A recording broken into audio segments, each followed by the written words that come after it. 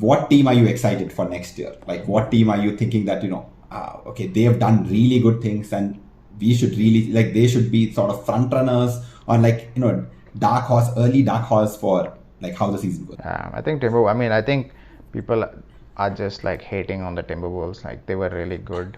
Like they made the play-in last year. They made the playoffs, no? Yeah, that's what. When I mean they made the play-in, I mean they got out of the play-in into the playoffs. So they were a playoff team already. I think they've cut all the like fat out, and they said, okay, this is like we're going to play three players. We're going to like give them everything.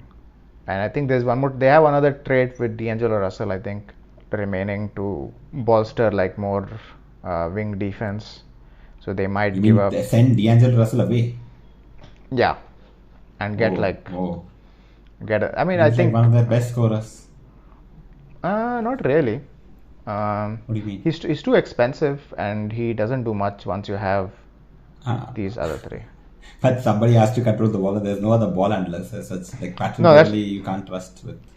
You mean right. Like someone like a light D'Angelo Russell?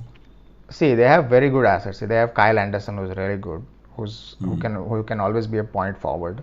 Then you have Bryn Forbes. So you have like these sort of secondary ball handlers who can, because what you have to do is you have to either pass the ball to Anthony Edwards or pass the ball to Karl Anthony Towns. That's all you have to do.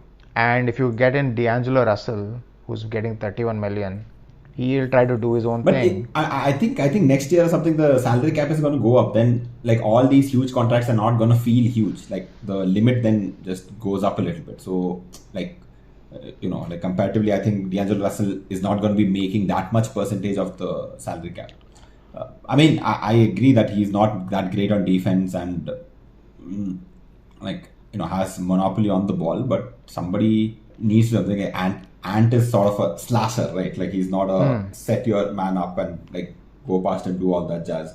Karl Anthony Towns, I think this will be I personally feel that this is like he's gonna play outside now. He's gonna try to do the whole Durant sort of like I'm a perimeter player. I'm just like too big for you on the perimeter. You can't do anything to me. Sort of instead of trying to play in the paint where Gobert is gonna be there. So that'll be very interesting. I feel, especially since I've seen the Anthony Davis and DeMarcus Cousins formula working amazingly well in New Orleans Pelicans before the injury.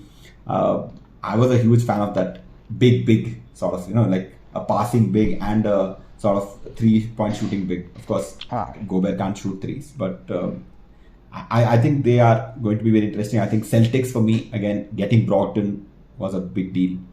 They got him and practically didn't have to give up many assets for it at all. So